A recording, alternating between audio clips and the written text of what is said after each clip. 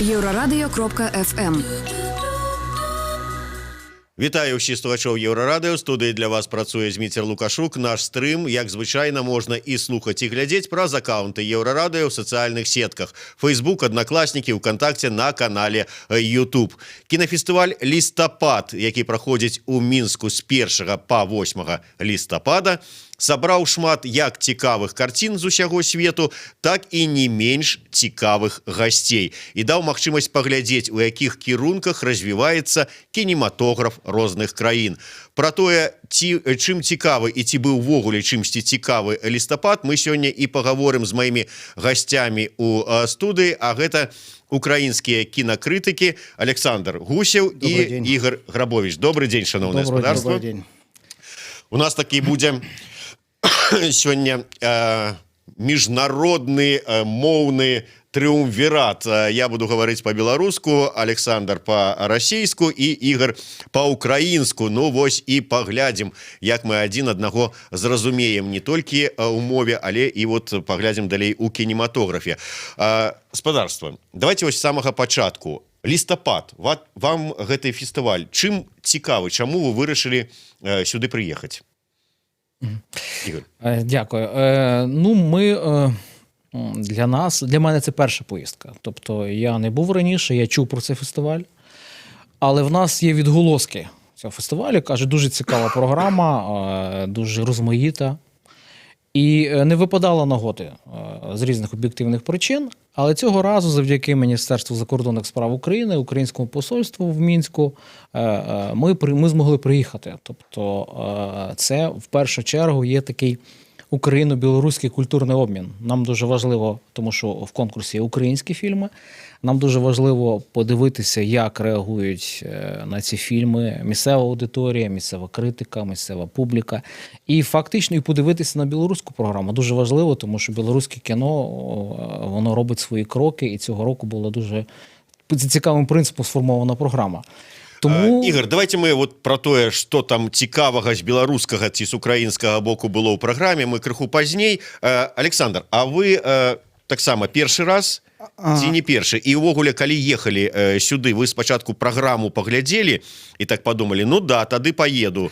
Ці там, можа быць і не ехаць туды. Вот якія былі ўвогуле такія адносіны?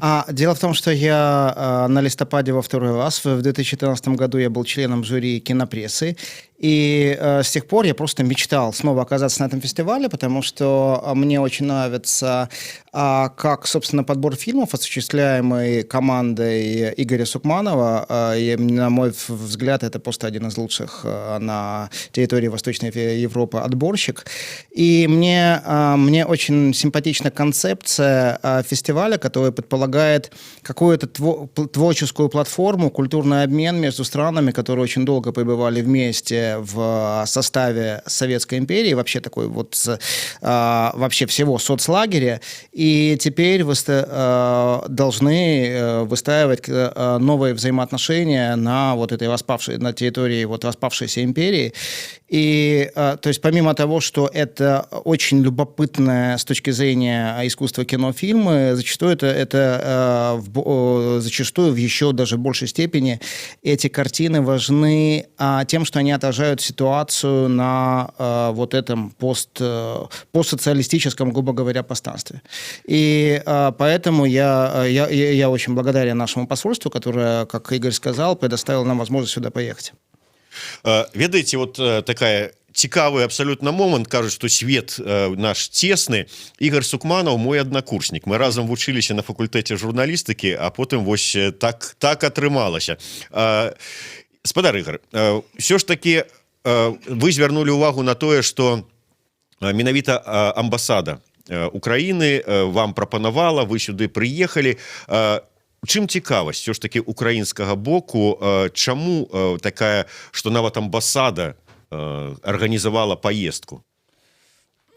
Ну, для посольства це важливо, ймовірно, я думаю, я висуваю таку версію, все-таки в першу чергу через те, що на сьогодні Білорусь для України є союзником багато в чому.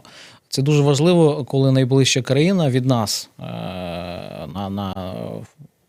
є союзником. І в тій ситуації політичній, в якій ми зараз опинилися, все-таки ця війна триває, ми постійно стримуємо агресію, і це війна з російського боку. Нам дуже важливо мати союзників. Це і звичайно, ти можеш отримати не тільки союзника політичного, не тільки воєнного чи економічного, але й культурного. Це дуже важливо, коли все-таки ми знаходимо порозуміння через кіно. Тому що дуже універсальна мова, і за останні десятиліття в Україні вона трансформувалася, вона змінилася, вона відійшла від радянських оцих ідей, від цих сюжетів. І нам дуже важливо показати, наскільки ці трансформації відбуваються в нас, і подивитися, наскільки ці трансформації можуть бути зрозумілі для білорусів. Так само дуже важливо, тому що для багатьох Білорусь в Україні залишається терра інкогніта все-таки. І про неї знають на рівні якомусь побутовому, дуже часто на рівні анекдотів, дуже часто на рівні якихось таких неприємних упереджень або жартівливого сприйняття. Тому важливо, що ми подивимося на речі серйозніші, на кінематограф, на підходи, послухаємо місцевих кінематографістів, вони дуже різні. І нам важливо цей обмін думками, обмін досвідом. Александр, вот я гляжу, господар Ігор такі криху політизований кінокритик. А для вас больш таке, може бути, ну так само, з палітичним падтэкстам пытання. Вы сказали про тое, што вот цікава паглядзець, як развіваецца кінематограф былых савецкіх краінаў. Вось спадар Ігор кажа про тое, што ну вот Беларусь, Украіна, там сувязі, культуры, цікава паглядзець. А вам цікава вот як просто як кінакрытыку паглядзець, што прывезлі, як развіваецца расійская киноиндустрия? Конечно же, очень интересно, поскольку, вы знаете, я в таких ситуациях всегда вспоминаю, что когда началась российско-японская война, журнал «Мир искусства», фактически такой культовый журнал эпохи Серебряного века, и который находился на таких совершенно неохранительных, не самодержавных позициях, на позициях такого вот как бы западнического либерализма, они выпустили большой журнал, специализированный номер, посвященный японскому искусству. То есть они показали, что вот с той стороны находятся не просто какие-то нелюди, как пыталась представить российская пропаганда, а представлен самобытный народ с очень интересной культурой. И мне кажется, что, ну, помимо... То есть в любом случае нужно осознавать, что у нас идет война, совершенно страшная война с российским режимом, но все-таки это война с режимом. Это не война с людьми. И есть какие-то просто вещи, которые...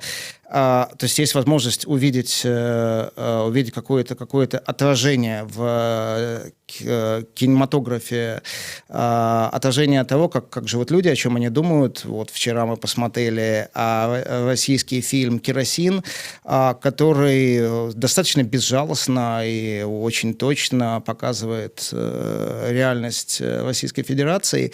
И это очень хорошее, очень достойное кино, которое было очень тепло принято аудиторией. И, конечно же, есть какие-то вещи, которые свойственны. Ты узнаешь, что на самом деле какие-то вещи вполне могли бы происходить и у нас, и в Украине, и вообще на постсоветском пространстве. И все равно есть вещи, которые давлеют, вот как призраки советской эпохи, они не отпустили, ну, наверное, ни одну из наших стран и будут продолжать давлеть дольше. И возможность увидеть их вот в этом, в культурном, кинематографическом, в частности, отражении, мне представляется очень важной. То есть, таким чином, вот эти словы «никогда мы не будем братьями» на кинокритиков не распаўсюджваюцца? Мне кажется, ну, понимаете, я, как мне представляется, стоит смотреть на вещи шире. Любой человек, вне зависимости от своей культурной, гражданской принадлежности, вне зависимости от того, какой паспорт у него в кармане, он является твоим ближним. И есть как бы война, есть враг на поле боя, есть какой-то человек. И любой человек, вне зависимости от того, кто он по национальности, он должен с христианской точки зрения являться твоим братом. Спадар Ігор, якую праграму прадставіў украінскі бок і наколькі якія фільмы, на ваш погляд, вам падаюцца важнымі? С аднаго боку, можа быць, вот менавіта з культурнага, такого мастацкага пункту гледжання, а можа быць і вот з такого палітычнага пункту гледжання? Два фільми представлені в програмі в конкурсі. Це конкурс, головний, основний конкурс ігрового кіно і конкурс «Молодість на марші». Дуже важливо, що ці два фільми – це нові фільми 19-го року. Один з них, фільм «Атлантида», в Україні ще не показували. Тобто він була прем'єра у Венеції, він там отримав приз, головний приз в своїй категорії. І одна з таких дуже важливих причин і нашого інтересу – це саме фільм «Атлантида». Ми можемо побачити, і вчора були не тільки ми, були люди з Києва, спеціально приїжджали, щоб подивитися на цей фільм, тому що його слава достатньо гучна, і фільм надзвичайно актуальний, фільм дуже гострий, фільм, в якому відображається теперішня Україна. Це зі всіх точок зору, розумієте. І естетично він дуже радикальний, тому що він пориває з такою радянською естетикою. І в плані соціальному він дуже гострий. І він показує просто цю реальність без прикрас, яка є. А другий фільм – це цікавий, дуже мистецький, саме в першу чергу з мистецького, стилістичного боку. Це дебют Антонія Лукіча, молодого кінорежисера. Він до того знімав короткий метр, а це його перший повний метр. І він дуже легкий фільм. Одночасно він дуже, як би пояснити, в ньому глядач універсально себе впізнає. Тобто, з одного боку, це дуже українська специфіка, тому що дії відбуваються в Закарпатті в основному, там дуже багато місцевих прикмет. Але, судячи з реакції аудиторії, тому що фільм після демонстрації був на першому місці за кількістю глядацького голосування. Тобто, за балами, на другий день показу він був, тобто глядач його сприйняв. Людям сподобалося, вони знайшли багато таких з собою речей для себе важливих. І тому я вважаю, що українська програма, українські ці два фільми, вони дуже точне попадання. Вони презентують українське кіно дуже, дуже яскраво. І це от є наше кіно. По суті, ми сиділи в залі, ми дивилися дивимося всю конкурсну програму, і очевидно, що ми не відчуваємо, що це кіно в чомусь може програвати фільмам інших країн, що для нього треба робити якусь скидку, вибачатися за нього і так далі. Тобто це абсолютно серйозне, вагоме кіно, ми дуже раді, що в Україні вже тепер кінематограф на такому рівні. Це дуже важливо для нас. Александр, вы сказали на самом початку нашей размовы про тое, что вот вам было вельмі хацелася прыехаць сюды на лістапад яшчэ раз, тому что вам вельмі спадабалася. Тым не менш, вот вы мінулы раз, як былі у нас, глядзелі там, скажем, беларускія фільмы, якія былі прадстаўлены. Зараз, вот калі па праўдзе, вот белорусскому кинематографу есть что показать на листопаде? Вы знаете, я, откровенно говоря, не помню, чтобы в 2013 году я посмотрел хоть один белорусский фильм, за исключением одной там украинско-российско-белорусской копродукции, не слишком удачной. Как я понимаю, в последние вот буквально пару лет есть определенный подъем белорусского кино. При этом у вас намного более, как представляется со стороны, намного более сложная ситуация, чем в Украине, где уже лет 8 проходит. Есть достаточно серьезная государственная поддержка кинематографистов, в том числе кинематографистов не только из государственных студий, а в основном даже не из государственных, а из независимых компаний. Спадар Александр, я выбачаюся, я перарву вас на невялічкую паузу. Кароткі выпуск навінаў на Еўрарадыё. Я нагадаю, што ў нас у гасцях украінскія кінакрытыкі Александр Гусев і Ігор Грабович, і мы гаворым, падводзім вынікі, так бы мовіць, кінафестывалю «Лістапад». Еўрарадыё. Гэта толькі актуальная інфармацыя, аналітыка, музыка і крытыка. Мы незалежная крыніца інфармацыі ў тваім рэальным жыцці. Мы першае рок-радыё Беларусі. Мы 24 гадзіны ў інтэрнэце і на спадарожніках. Еўрарадыё. Час ведаць, што адбываецца.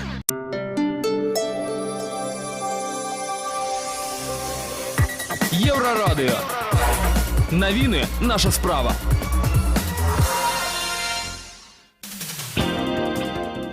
Вітаю, каротка пра асноўныя падзеі. Кандыдатка ў дэпутаты па Наваполацкай выбарчай акрузе нумар 24 Вольга Дамаскіна атрымала папярэджанне. Чальцам камісіі не спадабаўся лозунг «Дало дыктатуру страху», размешчаны на яе пікеце. Пра гэта сама актывістка руху за свабоду паведаміла ў сваім акаунце на Фейсбуку.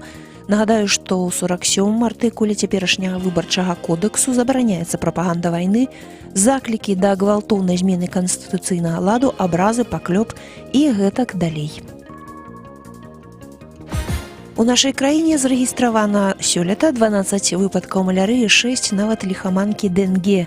Гэтыя лічбы назваў загадчык аддзела эпідэміялогіі Цэнтра гігіены і эпідэміялогіі Уладзімір Пашковіч. Людзі прыязджаюць, як правіла, з краін Афрыкі, прывозяць такія падарункі, падзялюся падрабязнасцямі спецыяліст. Денге, нагадаю, перадаецца пры укусах экзатычных камароў. У Мінску плануюць пабудаваць міжнародны фінансавы цэнтр на грошы шэйхаў Аб'яднаных Арабскіх Эміратаў. Гэта абмяркоўвалася ўчора падчас сустрэчы Лукашэнкай з прэм'ер-міністрам Арабскіх Эміратаў шэйхам Мухаммедам бен Рашидам Аль-Мактумам. Кіраўнік Беларусі цяпер з візітам у гэтай краіне. Для пабудовы разглядаецца паўночны бераг Свіслачы, каля вадасховішча Дразды. За неспартовыя паводзіны падчас матчу паміж брэсцкім «Дынамам» і салігорскім «Шахцёрам» Беларуская федэрацыя футболу аштрафавала брэсцкае «Дынама» на 700 базавых велічыняў. Два гульцы каманды атрымалі штрафы. Гэта Артём Мілеўскі і Сергей Кісляк. Яны дыскваліфікаваны на 5 матчаў. А галоўны трэнер брэсцкага клуба Марцэль Лічка атрымаў папярэджанне. А салігорскі «Шахцёр» аштрафаваны на 30 базавых велічыняў за нявартыя паводзіны каманды ў канфлікце. Больш навінаў на еўрарадыё.фм.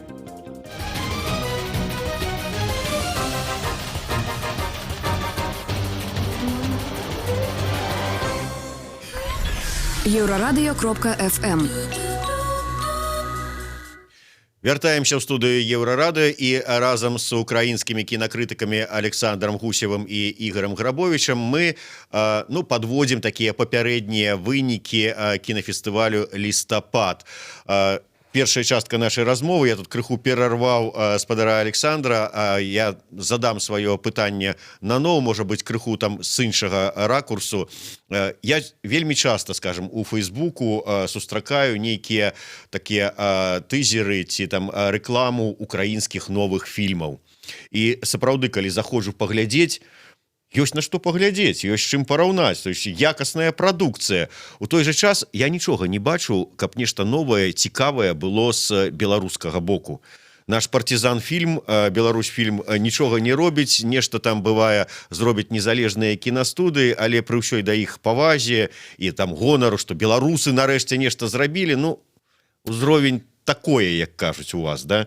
Все-таки ваше меркование. С нашей стороны представляется, что в то время как в Украине государство очень активно поддерживает кинематограф, в том числе независимый кинематограф, в том числе фильмы неудобные для, быть может, с точки зрения каких-то идеологических парадигм, у белорусских кинематографистов сложная ситуация, поскольку они существуют без без означенной государственной поддержки. И, как я понимаю, в этом году, тем не менее, есть достаточно любопытный национальный конкурс, составленный из фильмов, снятых, если я не ошибаюсь, практически полностью за счет неких грантов, за счет каких-то иностранных организаций и также просто снятых за рубежом. Вообще в Украину очень мало доходят каких-то известий об белорусском кино и, собственно, белорусских фильмов. При этом, когда они доходят, они имеют несомненный успех. Я помню еще в 2007 году фильм Марии Мажар «Враги», который был такой очень любопытной интерпретацией вот этой вот главной темы Беларусьфильма, темы партизанов, карателей. Это было очень, на самом деле, это была очень любопытная картина в взаимоотношениях немцев и обитателей белорусской деревни, которые до какого-то момента оказываются, являются такими просто человеческими. А потом, когда приходит идеология, все становится очень страшно. У нас неоднократно были показы фильма, который был какое-то время запрещен в Беларуси, «Оккупация и мистерии». И это, опять-таки, это фильм, который... я когда его посмотрел, вот уже почти 10 лет назад, я помню, что мне очень захотелось, чтобы у нас сняли подобный фильм, который совершенно по-новому осмысливает патриотические советские мифы, и при этом он не создает новую мифологию. Вот это, мне кажется, очень важно. Ты разрушаешь советскую мифологию, но не пытаешься создать на месте одной лжи совершенно другую ложь, но просто иначе окрашенную. И в прошлом году у нас на фестивале в Одессе главную награду, а награда в Одессе на Одесском кинофестивале вручается по результатам зрительского голосования. То есть это зрители выбрали этот фильм, зрителям очень этот фильм понравился. У нас победителем стал фильм «Хрусталь» Дарьи Жук. Очень интересная, очень достойная работа, очень точно, как представляется, со стороны отражающая какие-то вот постсоветские процессы, происходящие в вашей стране. И какие-то фильмы, удается где-то посмотреть. Вот мы с Игорем несколько дней назад посмотрели, как я понимаю, это полнометражный дебют, очень интересного молодого режиссера Влада Сеньковой, 2 или 2, там две черточки в названии. Очень интересное кино, которое очень реалистично, может быть, с таким остроумным, горьким, ироническим гротеском передает жизнь молодежи, говорит о нетерпимости и в том же, и при этом о человеческой солидарности. Я помню ее несколько короткометражек, я привозил ее на один из наших маленьких фестивалей Черкас, ее предшествующую короткометражную работу «С большой высоты». Тоже был очень, очень интересный фильм.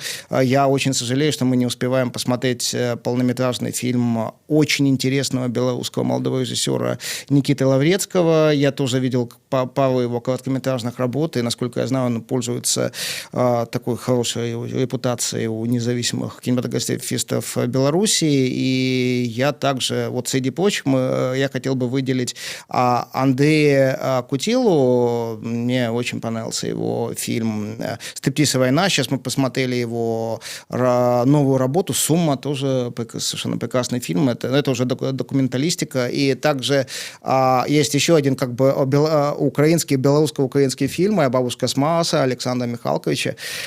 Тоже очень достойная, смелая, реалистичная работа. Я ведаю, што кінакрытыкі любяць сур'ёзныя працы, якія там глубінныя працэсы, там перажыванне, метанне душы, ўсё это такое, але публіка больш любіць якую такую массовое кино, цікавае, вот там про нейкіх там хоббітаў, там яшчэ што-нибудь, і тым не менш, вот я уже казаў, што гляжу там пэўныя украінскія фільмы, побач з сур'ёзнымі карцінамі мы бачым і гістарычныя фільмы вельмі добра знятыя, і прыгодніцкія фільмы вельмі добра знятыя. Таму пытанне такое, вот на сённяшні дзень у якім накірунку рухаецца і развіваецца украінскі кінематограф? Ви знаєте, одну дорогу важко визначити. Є кількома. Чому? Тому що українська кіноіндустрія не народилася там 10 років тому. Вона була закладена ще з 2000-х років на рівні приватному. Тобто були створені кілька приватних студій, які займалися виробництвом продукції, серіалів чи окремих фільмів для всієї території колишнього СССР. В основному для Росії. Це була російськомовна продукція, але вони були дуже успішними. І за цей час вони створили індустріальні потужності, в них є студії, в них є техніка, в них є технології, в них є корпус авторів дуже, які вміють писати, в них є актори, в них є режисери. Тому ця лінія була і раніше. З 2010 року почалося державне фінансування кіно, почало фінансуватися те кіно, яке не фінансували приватні студії. Тобто суто україномовне кіно, яке розповідало про українське життя, тому що там приватне кіно не розповідало про це, в якому можна було побачити Київ, який називався Києвом, Львів, який називався Львовом, а не загально якимось містом. Тому ці дві лінії, вони дотепер існують, вони дотепер розвиваються, і це дуже важливо, тому що комерційні студії так само переключилися на продукт для України. Тобто вони або знімають по-російськи, дублюють, або знімають по-англійськи і дублюють по-українськи, і саме вони відповідальні за пригодницьке кіно. Тобто вони зняли і Захара Беркута, вони зняли і Стружеву заставу, вони знімають і анімацію повнометражну. яку продають, по суті, по всьому світу. Тобто український анімаційний фільм – це «Викрадена принцеса», при тому, що ми критично достатньо ставимося до цього, але він проданий був в Китаї, наприклад. Тобто він мав прокат в Китаї, він мав прокат на території, на великих територіях. Тому, а оце от українське кіно, яке демонструється, зокрема, от на фестивалі «Листопад», це саме фінансоване державою. Це незалежне авторське кіно, яке може не загравати з масовою аудиторією, хоча подобаються деякі фільми масової аудиторії, очевидно, але воно має більш такий широкий спектр експерименту, підходу до реальності, і, відповідно, він притягує ту аудиторію, яка ходить в кінотеатри. Тобто в кінотеатр ходять в основному молоді люди до 25 років з попкорном. А ці фільми можуть притягнути старшу аудиторію, можуть притягнути регіональну аудиторію, тому що є проблеми в регіонах з кінотеатрами, і знімальні групи спеціально возять фільми, показують їх і отримують таким чином резонанс. Тому я думаю, що ці лінії будуть співіснувати і далі в українському кіно. І вони достатньо продуктивні, тому що вони перетікають з одне в одного. І тут дуже важливий пункт, що в нас вже, можливо сказати, немає втраченого покоління. Тому що в 90-ті роки це було втрачене покоління для кінематографу, початок 2000-х втрачене. А теперішні молоді люди, які навчаються кіно в вузах, чи приватних вузах, чи на курсах, вони мають можливість дуже швидко зняти свій фільм.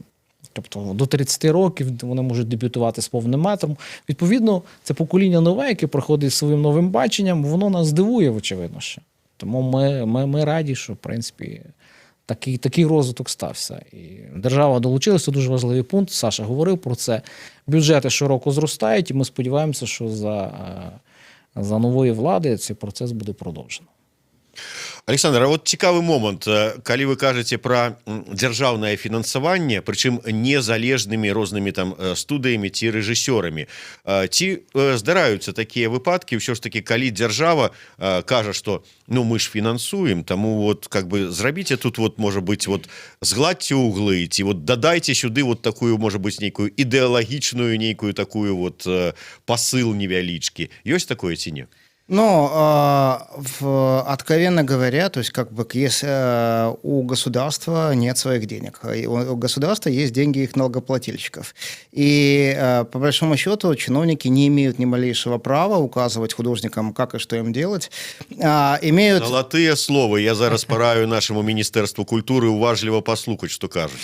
На самом деле есть в Украине есть очень хорошая система. Другой момент, что может быть где-то есть какие-то, где-то она может так не так хорошо сработать, есть, может быть, какие-то подковерные вещи, от которых ли известно, либо неизвестно, но сама по себе система очень хорошая, потому что решение финансировать проект или не финансировать проект принимают не чиновники, принимает экспертный совет из людей, которые компетентны. Это кинематографисты, это кинокритики, это, ну, то есть это и режиссеры, и сценаристы, и продюсеры. И понятно, что все это люди со своим вкусом, это люди, некоторые из них, они опять-таки могут быть как-то заангажированы идеологически в ту или в другую совсем сторону, но какое-то коллективное решение, в общем, имеется в виду, что оно должно быть там более-менее хотя бы, ну, как не слишком заангажированным. Скажите, вот шмат казалі, асабліва першай частцы, пра тое, што вайна ідзе на тэрыторыі Украіны.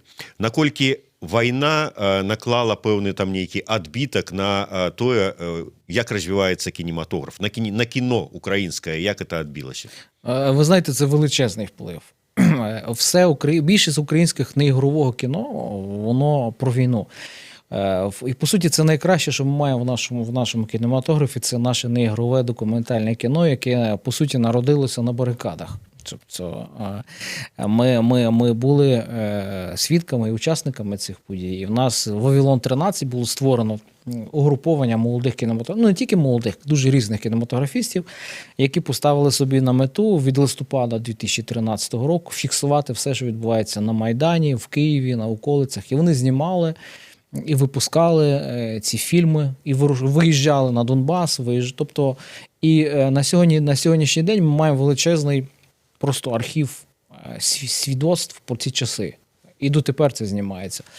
І українські неігрові фільми, повні метри, так само присвячені війні, присвячені окремим підрозділам навіть, присвячені переживанням простої звичайної людини, котра учасника, тому що війна це все-таки війна, і посттравматичний синдром, на який страждають не тільки учасники, але й люди, котрі допомагають ветеранам, психологи, медики, інші люди, котрі стикаються просто з реаліями війни, не якоїсь там перестрілки, знаєте, не кулачного бою, а обстріл градами, артилерією, мінометами. Це страшні речі насправді. І це для України величезний удар, величезний стрес. І кінематограф дуже важливо, щоб він не відвернувся. Не відвернув камери, і українські кінематографісти проявляли мужність, безумовно, тому що багато з них, хто потрапляв в полон, так само, як і журналісти, і в окупованому Криму були проблеми, і на території Донбасу були проблеми. Але дуже оце важливо, що українське кіно прийняло на себе це все і зуміло знайти в собі ресурси, тому що це і людські ресурси, і фінансові, і солідарність певна, щоб створити, і це дуже важливо. І більше того, це все стало частиною і ігрового кіно. І не тільки того, яке фінансується державою, яке може мати, як ви кажете, якусь ідеологію, може мати, але в них немає інструментарію, щоб впливати. Але фільми, які фінансуються безпосередньо самими ветеранами. Тобто є вже 5 років війни, люди пройшли, люди хочуть розповісти про свій досвід, поділитися з цим, розказати, як відбувалося, тому що дуже багато людей просто не уявляє, що таке сучасна війна, як вона відбувається. Тому ветерани самі фінансують свої фільми, і ці фільми виходять в прокат. І ці фільми мають резонанс. Ці фільми цікаві, їх цікаво дивитися, їх цікаво обговорювати. Вони створюють певну культуру. Як би це не страшно звучало, але досвід, знаєте, коли країна не має досвіду війни, а має тільки радянську міфологію про війну, і раптом вона стикається з реальною сучасною війною, вона розуміє, що ми обриваємо остаточно з цим минулим.